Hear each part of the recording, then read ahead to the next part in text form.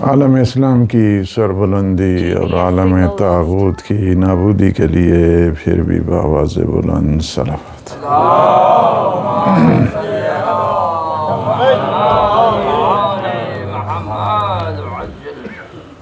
اعوذ باللہ من الشیطان الرجیم،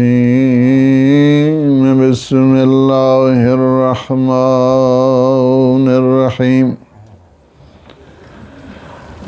الحمد للہ الذی قصرت عن رؤیتہ ابصار الناظرین وعجزت عن عطفه اوہام الواصفین، الصلاة والسلام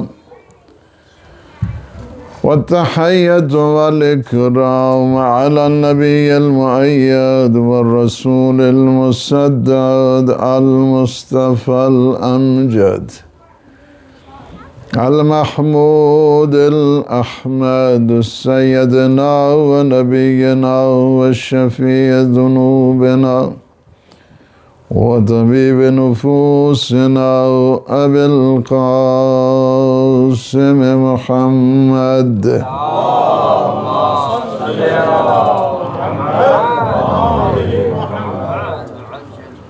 وعلى أهل بيته الطيبين الطاهرين المعصومين المنتجبين الهداة المهديين سيما بقية الله في العالمين، روحي وأرواح العالمين للتراب مقدمه الفداء، ولعنة الله على أعدائهم أجمعين من الآن إلى قيام يوم الدين.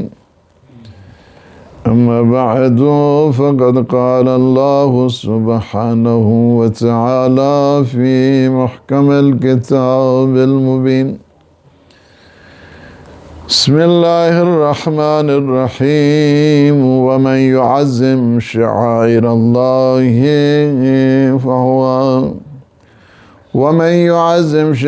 الله فهو من تقوى القلوب. صلوات۔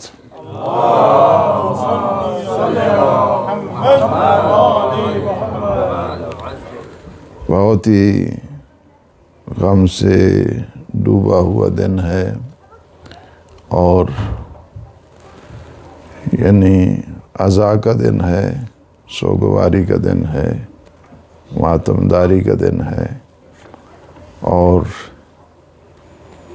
ایسا دن ہے کہ جو ایک قسم کا عاشورہ بپا ہوا اور اہل بیت اطہار علیہ السلام کی قبروں کو منہدم کیا گیا 1925 میں 8 شوال 1443 1443 AD ہجری یعنی، اور 8 شوال کا دن تھا۔ ایک صدی سے اوپر ہو گیا ہے کہ یہ جو آل سعود کی ان اہل بیت اطہار علیہ السلام کی دشمنیوں میں سے اور بغض اور عناد کا جو ذریعہ، اور محمد بن عبد الوہاب اس کے ہاتھوں اور اس کے جتنے بھی چیلے تھے ان کے ذریعے یہ حکم صادر کیا گیا کہ اہل بیت کے مزارات کو گرا دیا جائے۔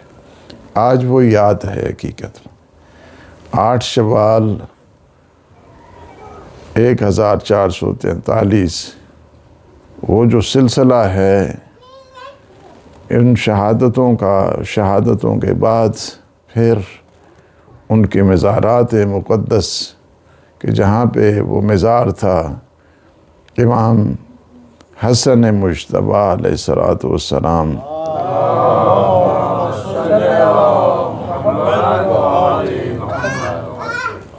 اور ان کے ساتھ چونکہ آج کل پتھر پڑے ہیں جن سے آپ کو اس ترتیب کے ساتھ یعنی یہی پتہ چلتا ہے کہ یہ قبریں ہیں. ایک پتھر سے جو رائٹ ہینڈ سائڈ پہ ہے وہ امام حسن مشتبہ ہے، ان کے دوسری طرف جو پتھر ہے وہ امام زین العابدین، اور تیسرا جو پتھر ہے امام محمد باقر، اور چوتھا جو اسی لائن پہ ہیں وہ امام جعفر صادق علیہ الصلوۃ والسلام.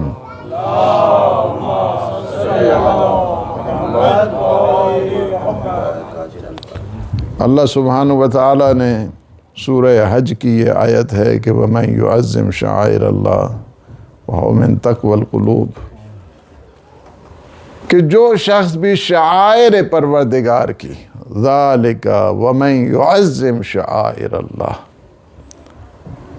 جو شخص بھی شعائر پروردگار کی تعظیم کرتا ہے، اکرام کرتا ہے، احترام کرتا ہے. قرآن مجید ہے، سورہ حج ہے، آیت نمبر 32 ہے. تو فرمایا کہ یہ دلوں کا تقوی اس سے ظاہر ہوتا ہے. شعائر پرور، شعائر شعیرہ کی جمع ہے.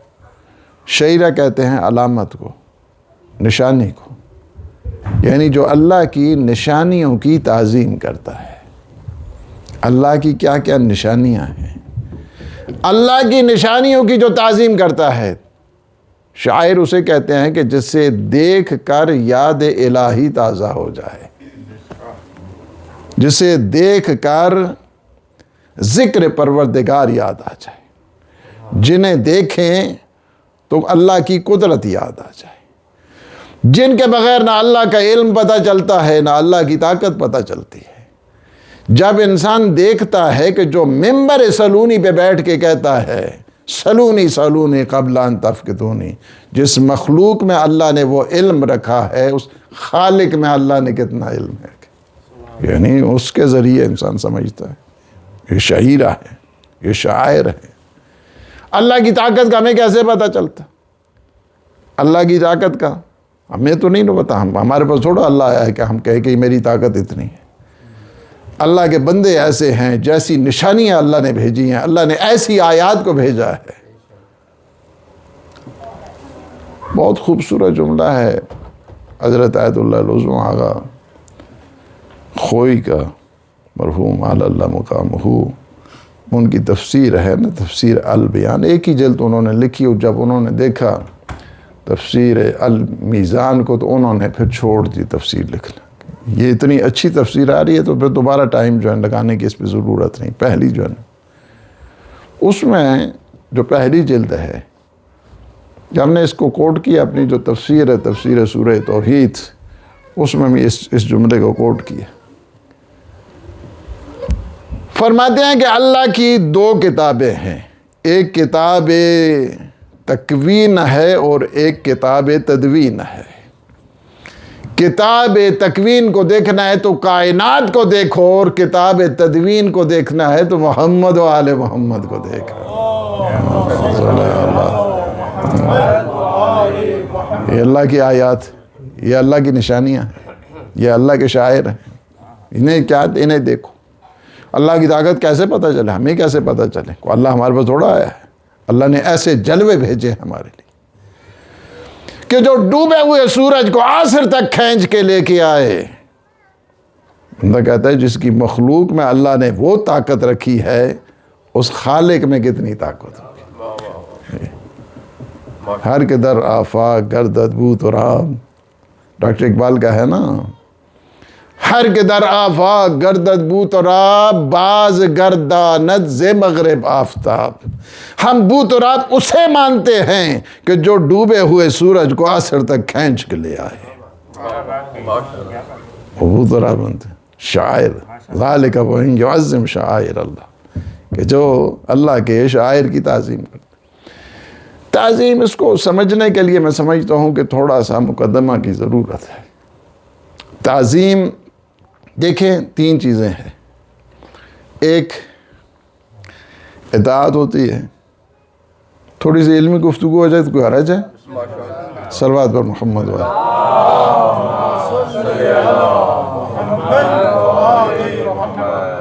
ایک اطاعت ہے، ایک عبادت ہے، ایک تعظیم اور احترام، تین چیزیں الگ الگ، تینوں کے جو ڈیفینیشن ہے وہ بھی مختلف ہے، اسپیسیفیکیشنز ہیں وہ بھی مختلف ہیں، اس کی خصوصیات ہیں وہ بھی مختلف۔ اطاعت کا دائرہ وسیع ہے کافی، اطاعت میں اللہ بھی آتا ہے، اطاعت میں اللہ کا رسول بھی آتا ہے، اطاعت میں صاحبان امر بھی آتے ہیں۔ اطیعوا اللہ و اطیعوا الرسول و اولی الامر منکم۔ اطاعت کا دائرہ دیکھا کتنا وسیع ہے۔ اطاعت میں والدین کی بھی اطاعت آتی ہے، استاد کی بھی اطاعت آتی ہے، ایک باس ہے اس کی بھی اطاعت آتی ہے، ایک معلم ہے اس کی بھی اطاعت آتی ہے۔ اطاعت کا دائرہ کیا ہے؟ وسیع، وسیع سے وسیع وسیع۔ پھر بعض اوقات اتنی اس میں وسعت آتی ہے کہ اگر فاسق اور فاجر ہو جائے تب بھی اس میں اطاعت کا، یعنی اگر وہ نہیں آئے، مثلا اگر والدین نعوذ باللہ کسی کے مشرک ہیں، صحیح، تو اس حد تک اس کی اطاعت ہے جب تک وہ اللہ کے حکم کے خلاف بات نہ کرے۔ اللہ نے جو ہے نا اس کی بھی کہا کہ نہیں، ان کو بھی آپ جو ہے نا وہ اوائڈ نہیں کر سکتے، اطاعت ہے ان کے سلسلے میں، اطاعت کا سلسلہ ہے۔ اگر کسی کے ساتھ آپ نے وعدہ کیا ہے، نہیں مومن ہے کافر ہے کوئی بات نہیں ہے، آپ اس سلسلے میں بھی جو ہے نا اس پاس کو جو ہے نا خیال رکھتے ہیں۔ یعنی کیا وسعت، مطلب یعنی آپ کو سمجھانے کا یہ ہے کہ اطاعت کا دائرہ کار اللہ سے شروع ہو کر مخلوقات تک آ جاتا ہے، یہ اللہ۔ لیکن عبادت کیا ہے؟ عبادت کا دائرہ کار کیا ہے؟ مخصوص ہے، عبادت ہر ایک کے لیے نہیں۔ عبادت کیا ہے؟ عبادت کو بندوں کے لیے تھوڑی ہوتی ہے، عبادت کسی کے لیے نہیں ہے۔ عبادت کا حق فقط اور فقط اللہ کی ذات کو ہے، اس کی عبادت میں اس کو کوئی شریک نہیں، توجہ ہے نا، اس کی عبادت میں اس کو کوئی شریک نہیں۔ اطاعت میں کیا ہے؟ بہت سارے شریک آ گئے، بہت سارے آ گئے۔ اطاعت میں اللہ کا رسول، اہل بیت اطہار، صاحبان امر، والدین، اساتذہ، معلمین، باس، اس کی اطاعت نہیں کریں وہ بھی نکال دے گا کام سے آپ کو، صحیح۔ استاد کی اطاعت نہیں کریں کل سکھائے گا کچھ نہیں۔ اگر اللہ کے رسول کی اطاعت نہیں کریں گے تو رحمت میں شامل نہیں ہوں گے، علی کی اطاعت نہیں کریں گے تو ولایت میں شامل نہیں ہوں گے، فرق ہے نا، یعنی اطاعت۔ لیکن جو عبادت کا تعلق ہے، عبادت کا تعلق بہت محدود ہے، اس وجہ سے کہ اللہ کے علاوہ کسی کی عبادت نہیں۔ جس طرح ہے نا اللہ کی ذات میں اس کا کوئی شریک نہیں ہے، اللہ کی صفات میں بھی اس کو کوئی شریک نہیں، بھائی اللہ کی صفات میں اس کو کوئی شریک نہیں ہے، نہ اللہ کی ذات میں اس کو کوئی شریک ہے، نہ اللہ کے افعال میں اس کا کوئی شریک ہے۔ تین چیزیں ہو گئی، چوتھی چیز اللہ کی عبادت میں اس کو بھی کوئی شریک نہیں، چار چیزیں ہو گئی۔ اللہ کی تقنین میں بھی اس کا کوئی شریک نہیں، اللہ کی تشریح میں بھی اس کا کوئی شریک نہیں، کوئی شریک نہیں اس کے ساتھ، یعنی 1+1 نہیں ہے، 1+0 کا فارمولہ ہے، 1+0 وہی ایک ہے، باقی سب زیرو، 1+0 وہ ہے اللہ کے سامنے جو ہے نا۔ اللہ کی جب بات آئے گی اس کی عبادت میں اس کا کوئی شریک نہیں، اس کی ذات میں اس کا کوئی شریک نہیں، اس کی صفات میں اس کا کوئی شریک نہیں، اس کے افعال میں اس کا کوئی شریک نہیں۔ تو اب کیا ہے کہ یہ جنہیں دیکھ کر وَمَن يُعَظِّمْ شَعَائِرَ اللَّهِ، کہ جو اللہ کی نشانیوں کی، یاد رکھیں ہمیشہ شعائر الگ چیز ہے اور اللہ الگ چیز ہے، ایک الگ، اسی وجہ سے شعائر اللہ کہا نا، وَمَن يُعَظِّمْ شَعَائِرَ اللَّهِ فَإِنَّهَا مِن تَقْوَى الْقُلُوبِ، فَإِنَّهَا مِن تَقْوَى الْقُلُوبِ۔ وَمَن يُعَظِّمْ شَعَائِرَ اللَّهِ فَإِنَّهَا مِن تَقْوَى الْقُلُوبِ۔ یعنی پتہ یہ چلتا ہے کہ اللہ الگ چیز ہے اور شعائر الگ چیز ہے، لہٰذا دونوں کو جو ہے نا آپس میں مقایسہ نہیں کیا جا سکتا۔ عظمت انسان کی تب ہی بنتی ہے جب اللہ کے ساتھ جڑ جاتا ہے۔ اگر اللہ کے ساتھ اس کا رابطہ نہیں ہوتا نا تو اس کی کوئی بھی شان بنتی نہیں ہے۔ ہم رسول اللہ کو مناتے ہیں اللہ کی وجہ سے، علی کو امام مانتے ہیں اللہ کی وجہ سے۔ محمد وآل محمد بلندر صلوات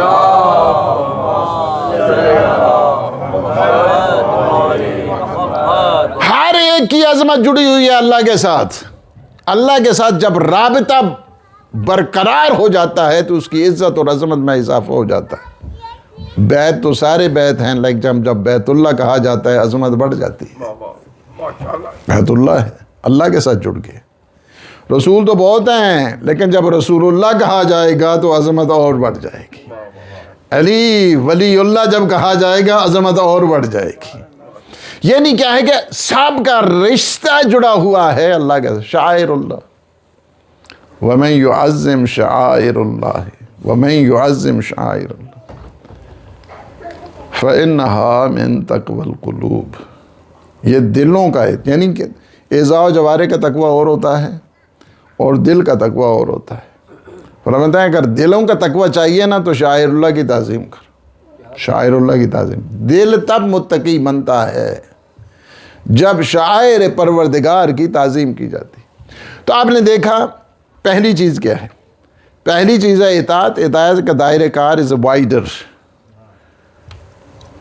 لیکن کیا ہے عبادت کا جو تعلق ہے وہ بہت ہی محدود ہے، بہت محدود ہے، اس وجہ سے کہ اللہ کے علاوہ کسی کی عبادت ہے ہی نہیں، ساری عبادتیں اسی کے لیے ہیں۔ عبادت بن جاتی ہے جسے اللہ کہتا ہے وہ عبادت بن جاتی ہے۔ اللہ نے کہا مجلس پڑھو میں اسے عبادت شمار کروں گا۔ اللہ کے رسول نے کہا میرے علی کا ذکر کرو میں اسے عبادت بنا دوں گا۔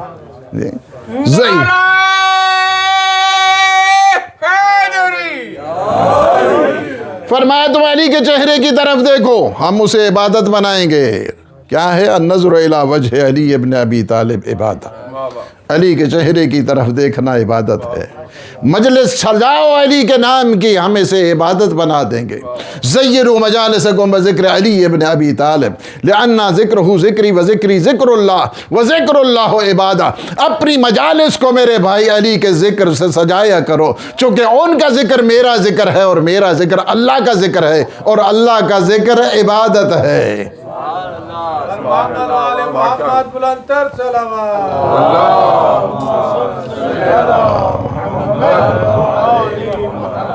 جس طرح اللہ اللہ کرنا عبادت ہے اسی طرح نبی نبی کرنا بھی عبادت ہے، اسی طرح علی علی کرنا بھی عبادت ہے، عبادت ہے۔ ٹھیک ہے؟ وَمَن يُعَظِّمْ شَعَائِرَ اللَّهِ فَإِنَّهَا مِن تَقْوَى الْقُلُوبِ۔ عبادت کا دائرہ کیا محدود ہے، it's very limited۔ اب کیا ہے؟ تعظیم کا جو دائرہ کار ہے، تعظیم کا دائرہ کار یہ اور زیادہ وائڈر ہے۔ یعنی کیا ہے؟ اس اطاعت سے بھی زیادہ جو ہے وہ اس میں محدودیت نہیں، اطاعت سے بھی بڑھ کر ہے اس کا دائرہ کار۔ اطاعت میں مثلا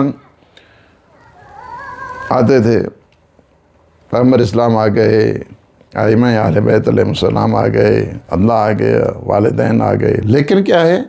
جو تعظیم کا دائرہ کار ہے، تعظیم کا دائرہ کار اتنا وسیع ہے، اتنا وسیع ہے تعظیم کا دائرہ کار کہ بعض اوقات دائرہ کار اتنا وسیع ہے کہ انسانوں کی تعظیم سے ہٹ کر حیوانوں کی بھی تعظیم کا حکم ہے۔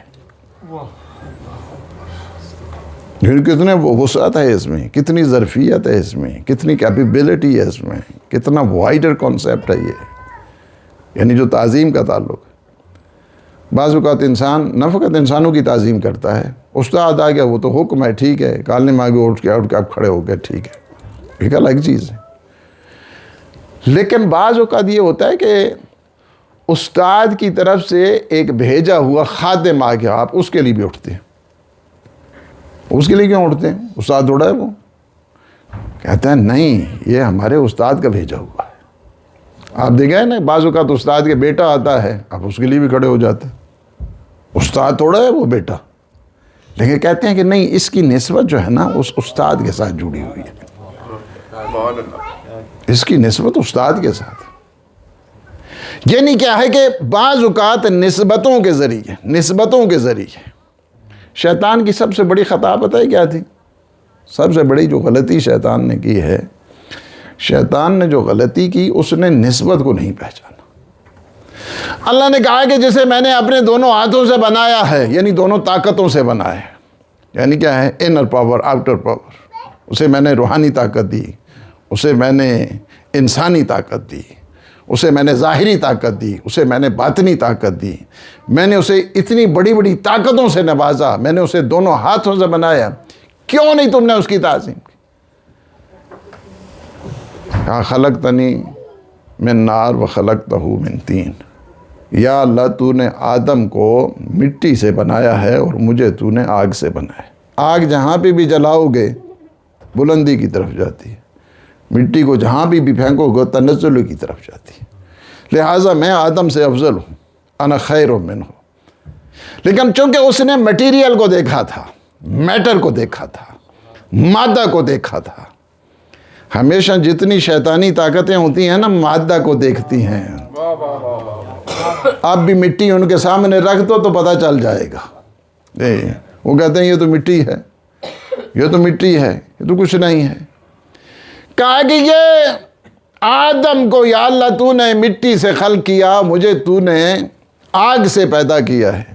حالانکہ اگر اس میں عقل ہوتی، اس میں شعور ہوتا، اس میں عبودیت ہوتی، اس میں سرونٹ شپ ہوتی، تو وہ کہتا ہے کہ مٹی سے بنایا یا اینٹوں سے بنایا یا پتھر سے بنایا یا گارے سے بنایا یا کھجور کی لکڑیوں سے بنایا، اس سے کیا ہے؟ یعنی بنایا کس نے تھا اس کی طرف نہیں دیکھا.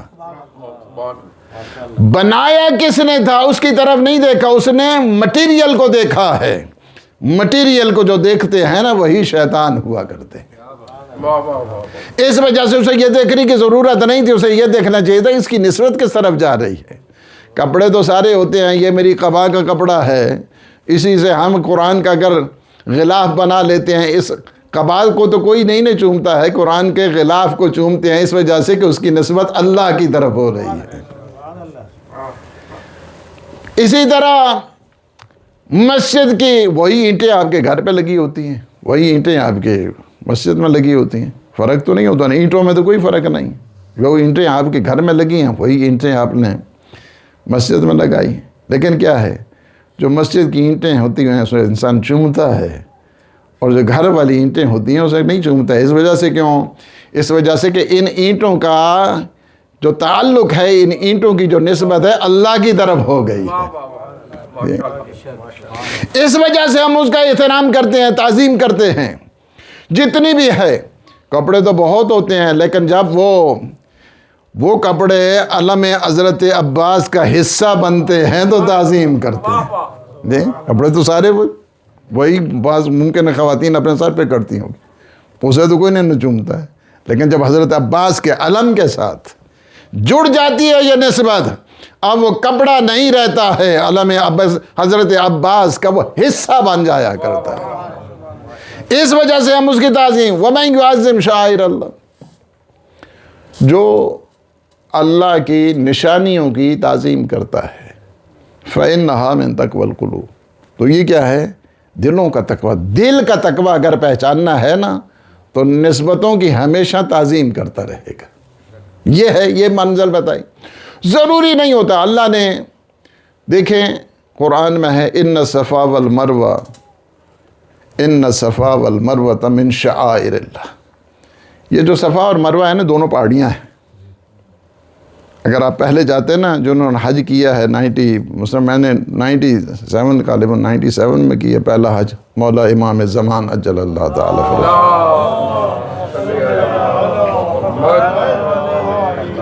وہ ہماری ایک منت کا وہ تھا حج، اس وجہ سے وہ اس دوران یہ جو صفا ہے نا، صفا پہ بیٹھنے کا حکم ہے کافی، بہت زیادہ تاکید کی گئی ہے کہ صفا پہ جا کے جو ہے نا اس پہاڑی پہ وہ بیٹھے۔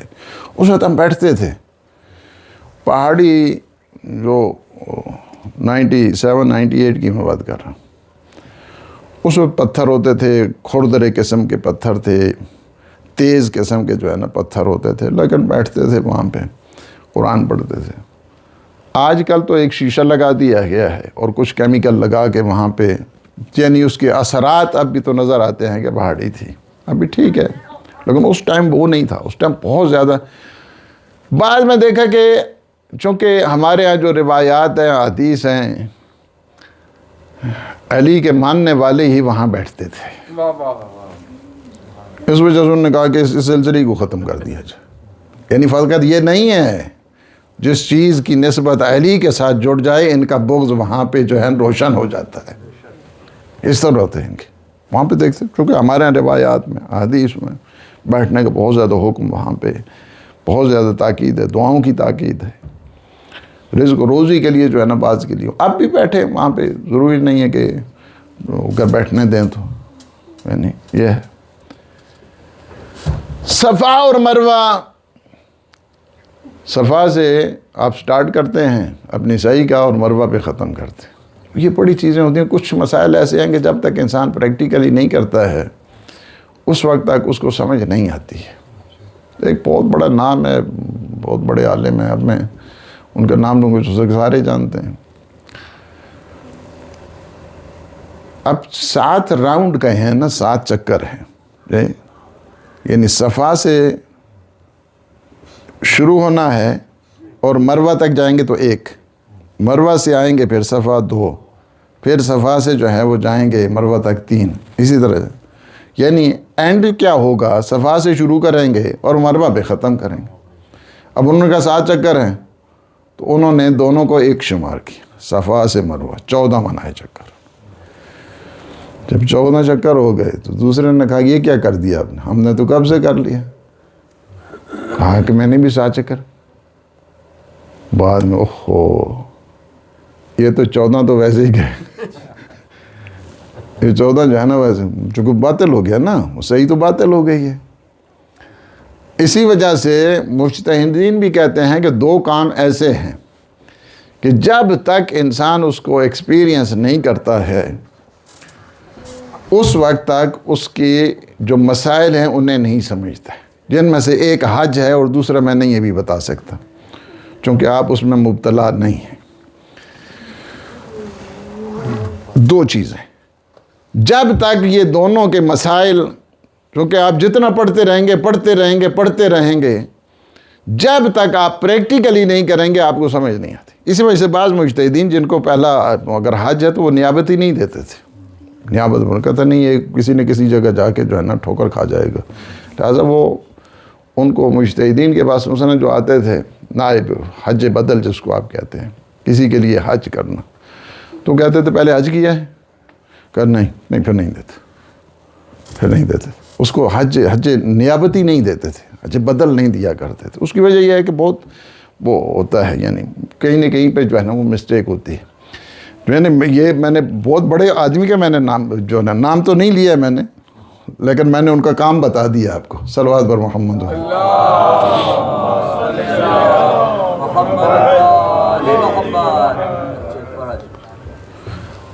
اب یہاں کے اوپر قرآن کیا کہتا ہے، ان الصفا والمروہ من شعائر اللہ، یہ آپ کو بتانے کے لیے یہ تھا کہ صفا اور مروہ کیا ہے، شعائر پروردگار میں سے۔ صفا بھی پہاڑی ہے، مروہ بھی پہاڑی ہے، اللہ نے اس کو یادگار بنایا ہے، اللہ نے اس کو نشانی بنایا ہے۔ کیا بنایا نشانی؟ ایک ماں اپنے بیٹے کے لیے، یا اس کو سادہ لفظوں میں کہوں کہ ایک ماں ولی خدا کے لیے جو زحمت کرتی ہے، اللہ اسے قیامت تک کے لیے یادگار بنا دیتا ہے، یعنی ہمیشہ قیامت تک کے لیے۔ ماں تڑپی ہے اور ماں نے بار بار وہاں پہ جا کے وَالْبُدْنَ جَعَلْنَا لَكُم مِّن شَعَائِرِ اللَّهِ، یہ بڑے بڑے اونٹ، چاق و چوبند اونٹ، یہ گوسفند،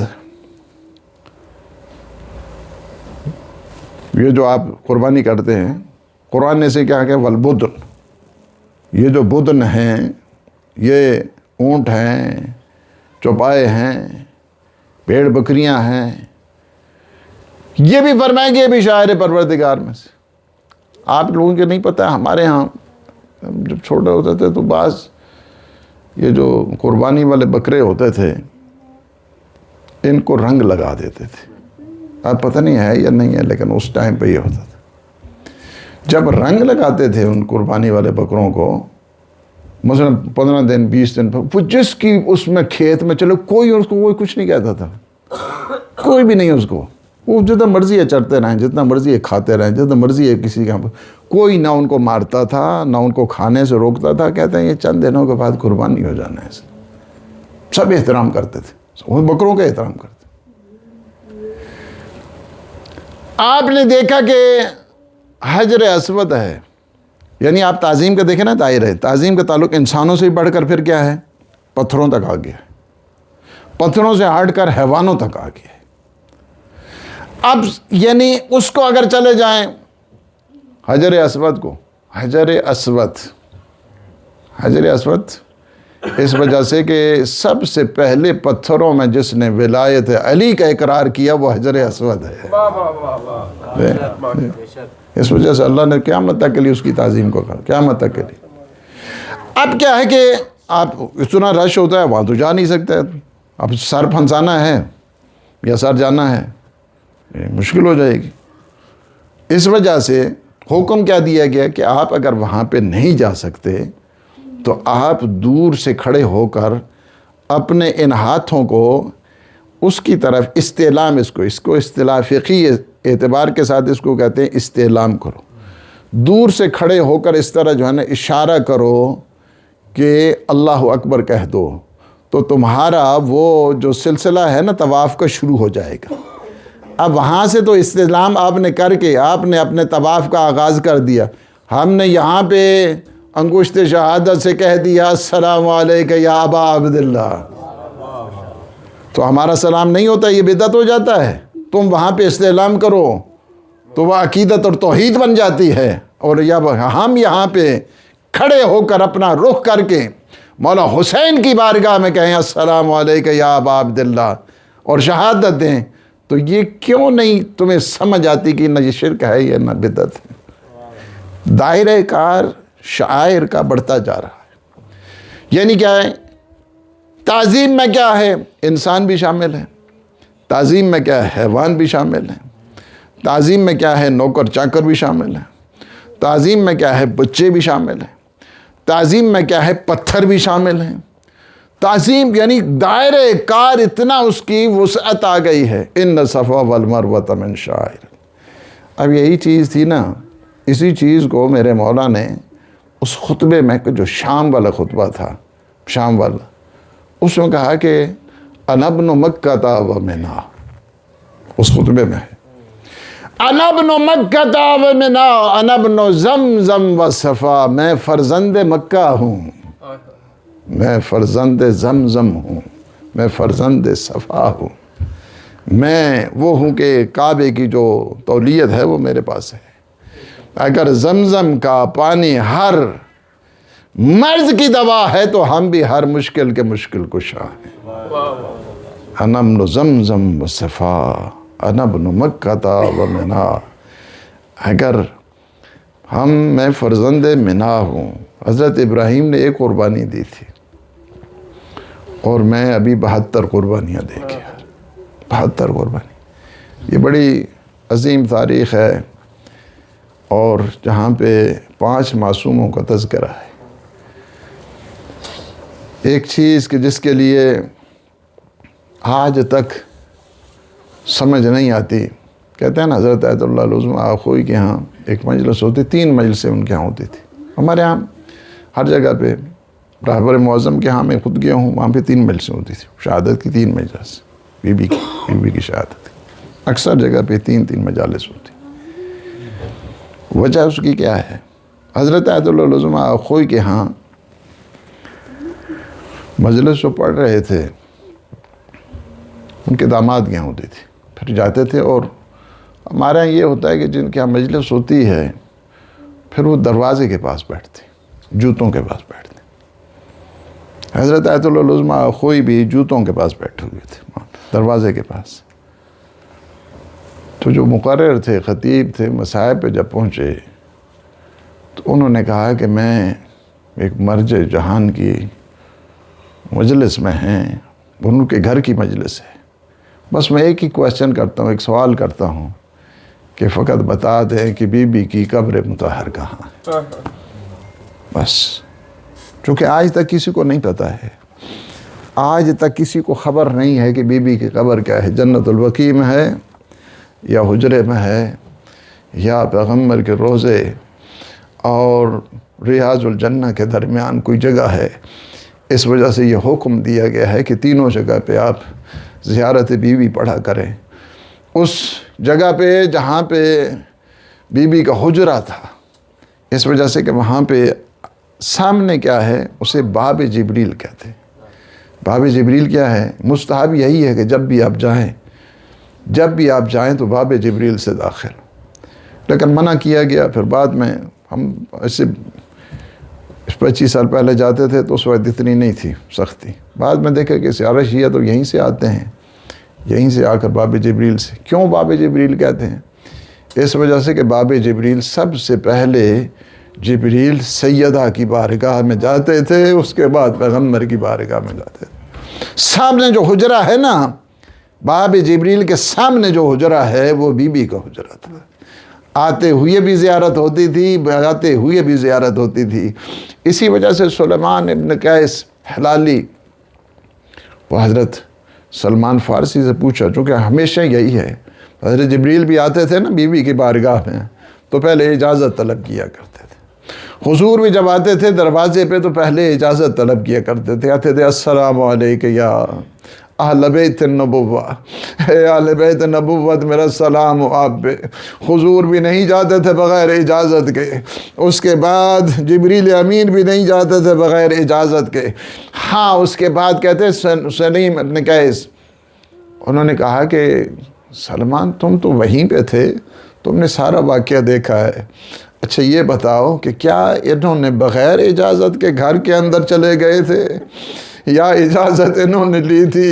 تو اس وقت سلمان نے کہا اے واللہ، خدا کی قسم یہ بغیر اجازت کے اس انداز کے ساتھ آئے کہ بی بی در و دیوار کے درمیان آ گئی، اور بی بی جب در و دیوار کے درمیان آئی اس کے بعد بی بی نے کہا فضہ جلدی آؤ، میرا محسن شہید ہو گیا ہے۔ اس کے بعد جب امیر المومنین کو لے جا رہے تھے، اس کے بعد وہ کمر بند جو تھا، بی بی نے اس میں ہاتھ رکھا، کہا کہ خلو ابوالحسن کو چھوڑ دو ورنہ میں اپنے بالوں کو پریشان کروں گی۔ ایسے میں فرمایا بنت رسول، یہ کہنا ہی تھا تاریخ میں ہے کہ ہاں دیواریں، کہتے ہیں پیغمبر کی مسجد کی دیواریں بلند ہونا شروع کر دی۔ بعض نے یہ لکھا ہے کہ ایک آدمی گزر سکتا تھا، بی بی نے کہا میں بددعا علی کے کہنے پہ بددعا نہیں کر رہی، لیکن اس کے بعد عالم یہ تھا بی بی کا کہ ایک دفعہ میرے مولا نے سب بچوں کو کہا بلند آواز سے نہیں رونا ہے تم نے، بلند آواز سے نہیں رونا، لیکن جب کہتے ہیں تجویز جب غسل دیا جا رہا تھا، ایک دفعہ دروازہ دیوار کی ٹیک لگا کے میرے مولا ہزاروں قطار زور سے فریاد کر کے روئے۔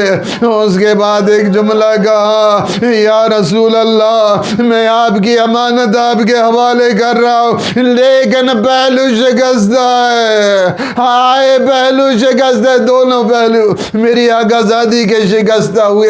حضرت سلمان نے پوچھا کہ آپ تو کہہ رہے تھے، بچوں سے کہہ رہے کہ بلند آواز سے نہیں رونا، کہا کہ جب میں غسل دے رہا تھا میں نے دیکھا زہرا مرضیہ کتنی صابرہ تھی، مجھ سے ایک دفعہ بھی ذکر نہیں کیا، میری پہلو ہائے میری پسلیاں ٹوٹی ہوئی ہیں۔ اللہ لعنت اللہ علی القوم الظالمین وسيعلم الذين ظلموا ماتم حسین۔